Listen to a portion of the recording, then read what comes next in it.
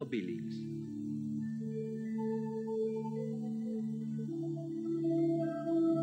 Método natural para la planificación familiar.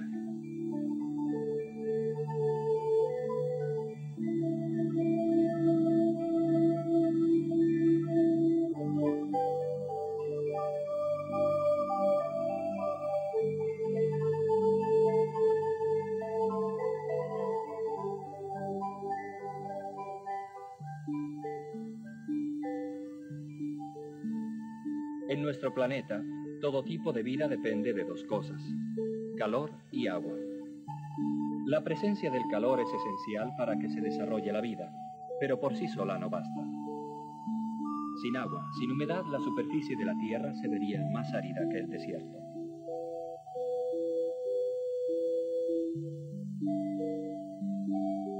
Para que una semilla germine, sabemos que necesita tierra y agua en abundancia. Sin embargo, nos llama la atención ver que a veces de una semilla no nace nada y nos preguntamos, ¿qué pasa? No es una pregunta fácil de responder. Para hacerlo tenemos que fijarnos en unos elementos misteriosos que, como si fueran los engranajes de un inmenso reloj, controlan el complejo programa de la vida, los ciclos de las estaciones, los ritmos de los seres vivientes. Estos mismos mecanismos regulan también los ritmos más importantes que afectan nuestro cuerpo, de manera especial el ciclo reproductivo de la mujer. Toda mujer lleva dentro de sí una especie de reloj interno que regula una función vital, la procreación, el dar la vida a un niño. Consideremos el cuerpo de la mujer como el terreno donde quisiéramos plantar una semilla. El terreno necesita agua y humedad para ser fértil. Algo parecido se puede afirmar del cuerpo de la mujer durante la fase fecunda de su ciclo mensual, cuando ella advierte la presencia de cierta humedad. Ella siente una sensación de mojado y nota que después de un periodo seco aparece una secreción mucosa fuera de la vagina, mientras hace sus tareas normales de la jornada. Toda mujer durante sus años fértiles puede aprender fácilmente a reconocer esta sensación y a identificar su fase fértil cuando este moco está presente en su cuerpo. Al principio, el moco parece nebuloso y pegajoso. Después, poco a poco, se vuelve más claro y elástico. Lo acompaña una sensación de humedad. Esta es la humedad de que hemos venido hablando. Pero volvamos al reloj del que hablamos originalmente. Vamos a dividir la cara del reloj y a equipararla con los días del ciclo mensual. Tomamos como punto de partida el hecho más familiar y evidente, la menstruación, y la marcamos de rojo. Después de la menstruación hay ordinariamente un tiempo de sequedad o aridez. Vamos a pintarlo de marrón, como el terreno seco. Después viene la primera indicación del tiempo húmedo, bajo la forma de un tipo particular de secreción mucosa, como hemos visto. Vamos a pintar esta fase de blanco. Sigue otro periodo de sequedad. De nuevo lo pintamos de marrón. Este tiempo de sequedad dura hasta el inicio de la siguiente menstruación. Lo pintamos de rojo y el ciclo comienza de nuevo. Un vistazo es suficiente para darse cuenta en qué parte del ciclo la semilla puede germinar y dar fruto. Obviamente no aquí, ni aquí cuando el terreno está seco y árido como el desierto. Es más probable que germine aquí, cuando la humedad está presente, cuando hay secreción mucosa en el cuerpo de la mujer. Pero el reloj no es idéntico para todas las mujeres, ni siquiera en una misma mujer, pues puede cambiar con el pasar de los años. Por eso vamos a tratar de observar atentamente este mecanismo vital. Vamos a abrir y a examinar los mecanismos de este reloj. Vamos a dividir esta tira en una serie de casillas, una por cada día del mes. Las 30 casillas corresponden a un ciclo de 30 días. Utilizamos este ciclo estándar como base para entender los ciclos más breves o más prolongados. Comenzamos marcando los días de la menstruación. 1, 2, 3, quizá 4, 5. Ahora comienza el tiempo seco. Señalamos estos días en nuestra gráfica. A continuación tenemos el inicio del tiempo húmedo, cuando la semilla puede germinar, cuando la mujer es potencialmente fértil. El primer día, el flujo mucoso es pegajoso, denso, poco elástico, de un color ligeramente cremoso.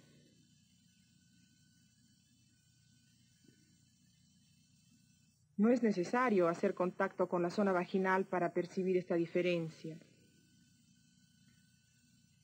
Las imágenes son solo un ejemplo de las apariencias que tiene el flujo mucoso. Con el paso de los días se hace más claro, elástico y transparente.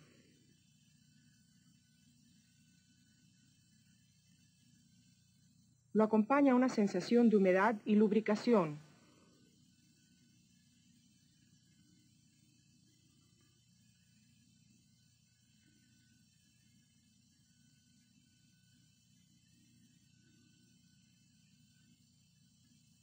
Después se da un cambio y el moco se vuelve opaco, pegajoso y la sensación de humedad y lubricación desaparece completamente. Esto indica que el último día en que el flujo mucoso era claro, resbaladizo y lubricante era el día cúspide. Lo señalamos de modo especial para distinguirlo de los demás, porque este es un día importante en el reloj que regula la vida de la mujer. Es el día en que ella posee su máximo grado de fecundidad y cuando tiene la mayor posibilidad de quedar encinta. Recuerda, la mujer puede identificar el día cúspide solo el día siguiente, es decir, cuando el flujo mucoso ha cambiado de aspecto o pudiera haber desaparecido completamente.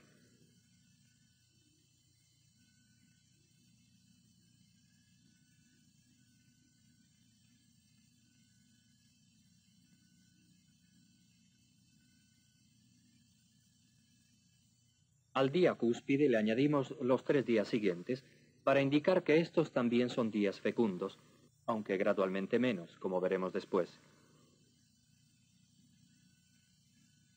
El cuarto día después del día cúspide marca el inicio del tiempo infecundo. Durante este tiempo, dado que no hay humedad, la mujer no puede concebir. Sigamos en la gráfica los días restantes del ciclo hasta que comienza otro nuevo.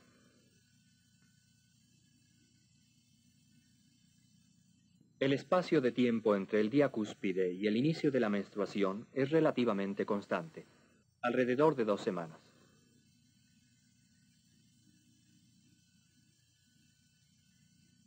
Lo que hace que un ciclo sea más largo o más corto es solo el número de días entre la menstruación y la llegada del día cúspide. Este periodo de tiempo, estos días secos antes que el flujo mucoso comience, puede no presentarse, o puede durar más de lo ordinario, incluso semanas.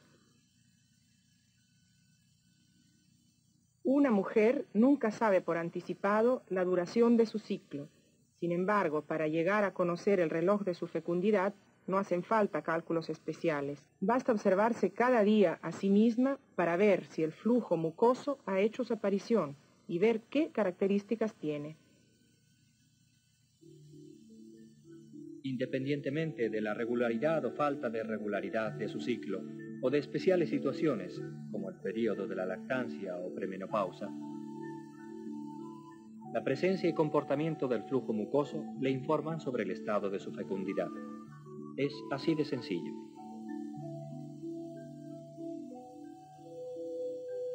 Este es el reloj que marca la fecundidad de la mujer. Una vez que lo ha entendido, se va a dar cuenta de lo seguro y preciso que es. Aprovéchelo bien.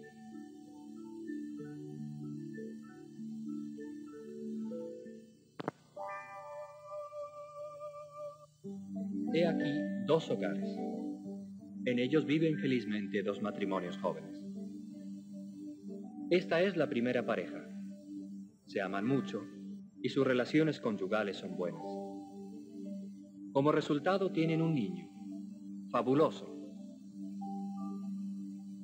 Y llega otro niño, después otro, después el cuarto y el quinto. El objetivo de las relaciones matrimoniales no es solo la procreación. Con ellas se expresa y aumenta el amor entre marido y mujer. Pero si los hijos nacen muy cerca, uno detrás de otro, esto puede afectar la salud de la madre y la de los niños. Además, si la familia es pobre, los nacimientos numerosos pueden constituir una carga económica, y quizá la madre no pueda dedicar tiempo suficiente a cada uno de los hijos. Por esto es importante para la familia espaciar los nacimientos. ¿Y la otra pareja? Ellos también se aman y se expresan físicamente su amor. Pero, aunque los quisieran, todavía no tienen hijos. ¿Por qué? Las respuestas a esta pregunta podrían ser muchas, sencillamente porque las causas pueden ser muchas. Quizá tienen relaciones solo en los días secos, sin flujo mucoso. Estos, o estos, o estos otros. Pero, ¿por qué la presencia del flujo mucoso es tan importante para controlar la fecundidad? ¿Qué hay detrás de este signo? Para responder a esta cuestión, vamos a ver cómo funciona el sistema reproductivo de la mujer.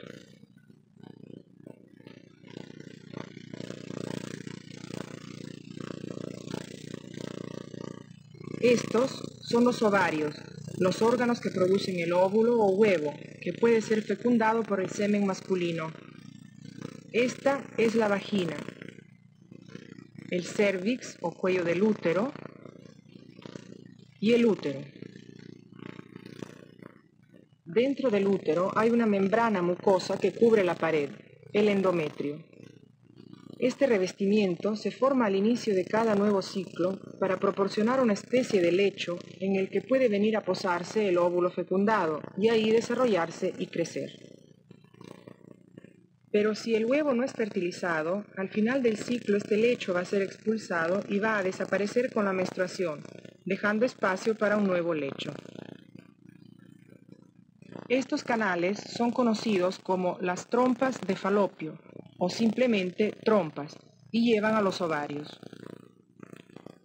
En el ovario, el óvulo crece rodeado de una corona de células. Esta tiene el nombre de folículo. El cerebro ordena al folículo comenzar el proceso de maduración. En el momento culminante de este proceso, el folículo se abre y deja salir el óvulo. Es la ovulación. Bajo impulsos del cerebro, el cuello del útero comienza a producir el flujo mucoso. Esto provoca la sensación de humedad.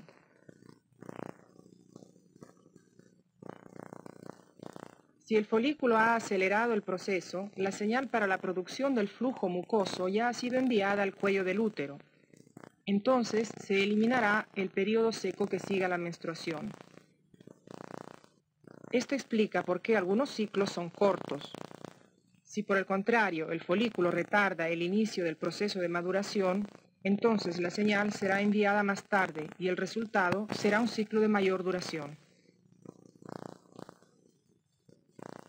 Volvamos a la gráfica del ciclo regular y señalemos las casillas blancas del flujo mucoso hasta llegar al día cúspide.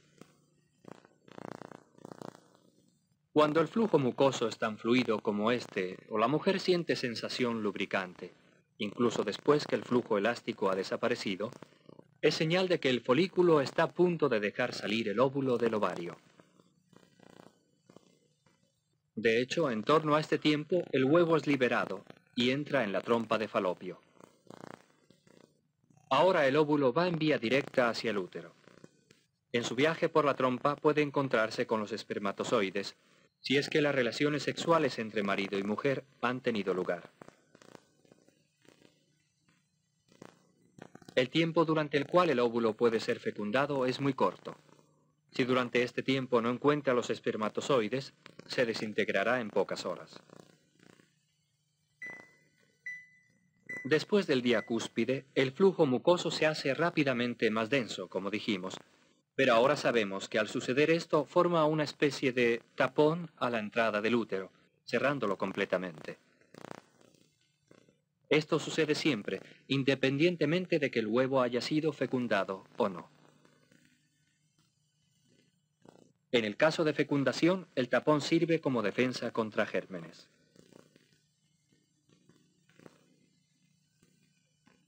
Por eso dijimos que durante todo este periodo de color marrón, la mujer no puede ser fecundada, porque el huevo ya se ha desintegrado y este tapón impide a los espermatozoides la entrada al útero.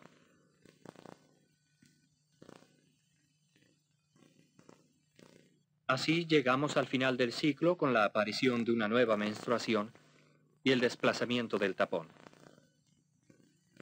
La pared interior del útero, que se había formado para recibir el óvulo fecundado, se desprende y es transportada por el flujo de sangre.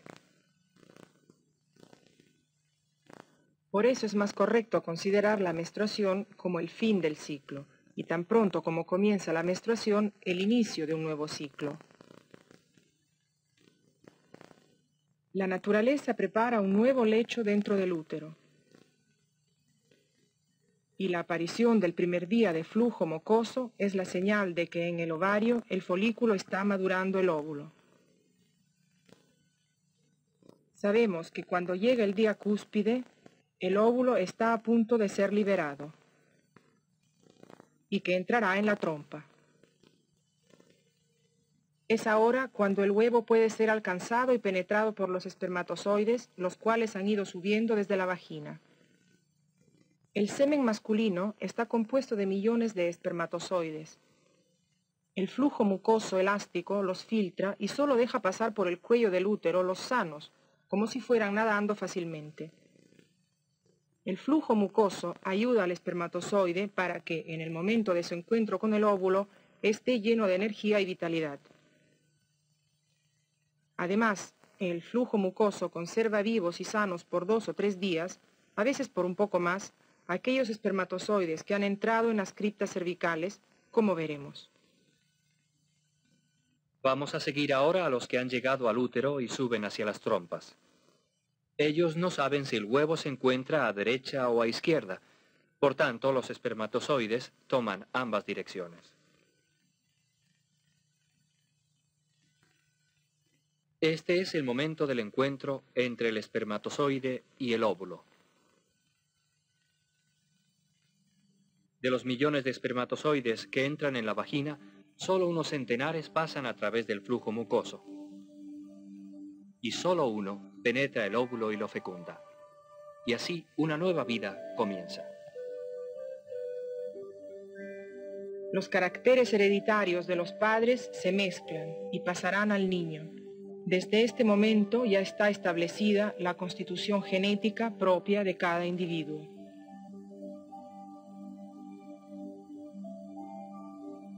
Mientras tanto, en el cuello del útero se va formando el tapón de defensa.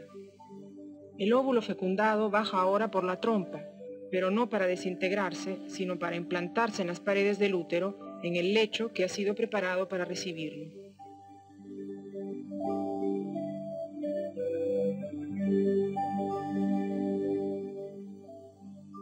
Al inicio de los dolores del parto, el tapón se desprende. Ya ha realizado su cometido. Y entonces,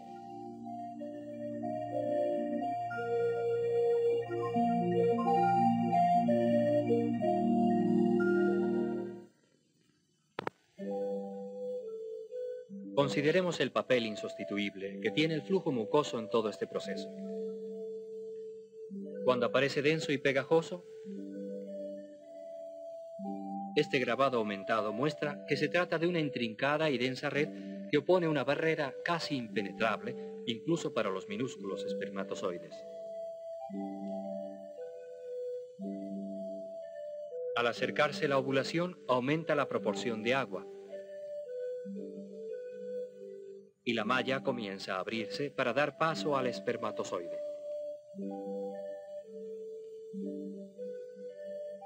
Cuando se acerca el día cúspide, el flujo mucoso forma canales que permiten el paso del esperma. Algunos permanecen por algún tiempo en el cervix, esperando el momento apropiado para subir y fecundar el óvulo. Los espermatozoides resguardados en las criptas cervicales están todavía vivos, pues el flujo mucoso los alimenta. Algunos ciertamente alcanzarán el extremo de la trompa en el momento justo, cuando el óvulo se halla allí preparado para ser fecundado. Esto explica por qué en la presencia del flujo mucoso, que ayuda a mantener vivo el espermatozoide, una unión física o el simple contacto genital entre marido y mujer, incluso unos días antes de la liberación del óvulo, puede concluir en una concepción. Esto confirma la importancia del flujo mucoso como señal que informa a la mujer de su fecundidad potencial. ¿Por qué 3 días marcados como potencialmente fecundos después del día cúspide?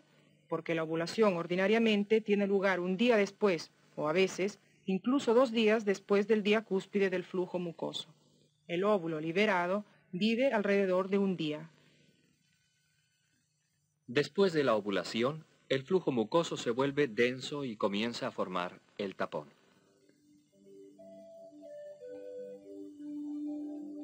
Mientras esta barrera no llegue a ser impenetrable, algunos espermatozoides pueden subir por la trompa y alcanzar el óvulo cuando todavía puede ser fecundado.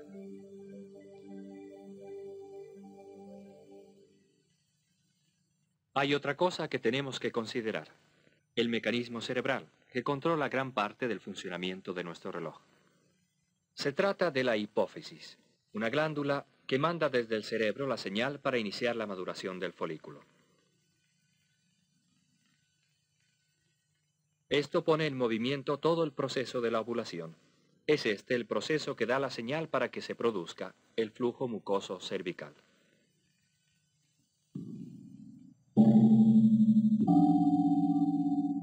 Puede suceder que si una mujer está cansada o afectada por la tensión del trabajo, o por ansiedad, o por problemas familiares, el cerebro no envíe la señal a los ovarios, como si la naturaleza se diera cuenta de que no es este el momento apropiado para añadirle la responsabilidad de otro hijo.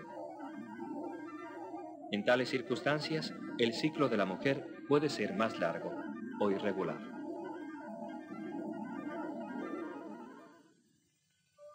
Durante la lactancia, el cerebro puede suspender temporalmente las actividades de los ovarios para que la mujer pueda producir el alimento para el niño. La lactancia es un modo natural e ideal de alimentar al niño. Favorece su desarrollo biológico y emocional, previene las infecciones, pues toda la protección de la madre se transmite al bebé a través de la leche materna.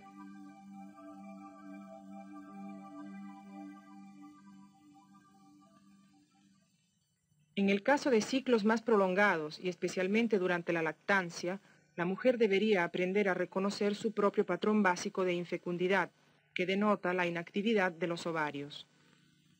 Será una sensación de constante sequedad o un tipo de secreción que no varía con los días, por lo menos durante 2 semanas. Este tipo de secreción es completamente distinto del producido por la mujer cuando se aproxima a la ovulación y, por tanto, lo señalamos en la gráfica con un color diferente, amarillo. Pero, ¿cuándo va a volver a presentarse el flujo ovulatorio para decirnos que el reloj se ha puesto de nuevo en movimiento? La naturaleza prefiere proceder gradualmente con una serie de pequeños arranques y comienzos, apareciendo ocasionalmente el flujo mucoso y con cambios de sensación que se observan fuera de la vagina. Y generalmente, solo cuando el niño ya no obtiene su alimento exclusivamente de los pechos de la madre, la glándula cerebral acciona de nuevo el mecanismo que envía la señal a los ovarios para que reanuden la maduración de los folículos y liberen el óvulo. Ahora ya comprendes mejor la fecundidad de la mujer.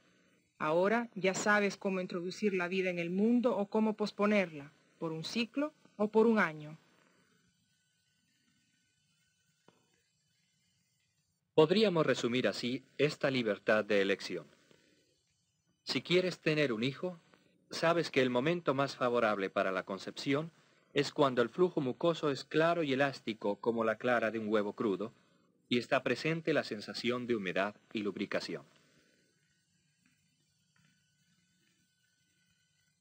Si, por el contrario, necesitas distanciar los nacimientos y no quieres quedar encinta, debes seguir las siguientes reglas. Evita las relaciones matrimoniales en los días de la hemorragia menstrual, pues el cerebro puede enviar anticipadamente su mensaje a los ovarios y el flujo mucoso puede quedar oculto por la sangre, y por ello a la mujer le resulta muy difícil discernir si su periodo de fecundidad ha comenzado.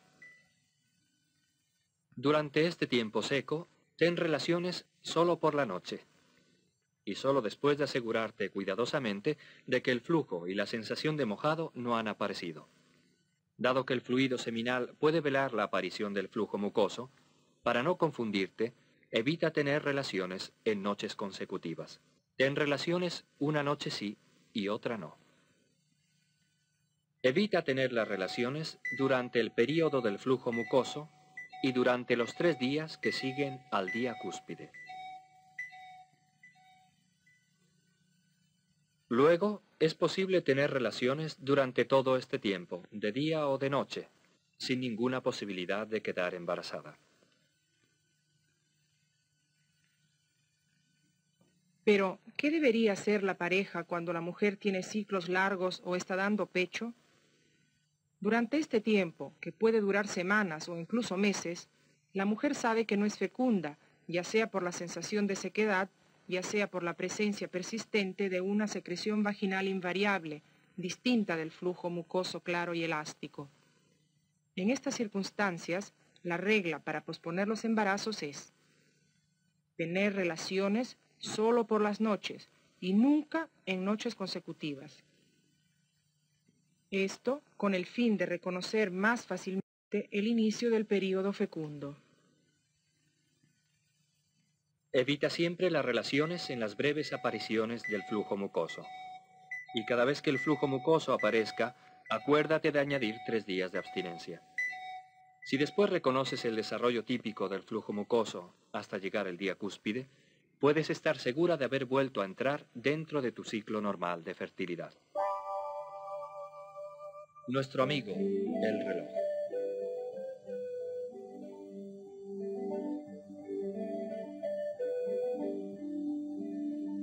Estudios sobre el método Billings, realizados a escala mundial, han demostrado que si se siguen cuidadosamente estas reglas para evitar los embarazos, tal como nosotros las hemos explicado, se darán muy pocos embarazos.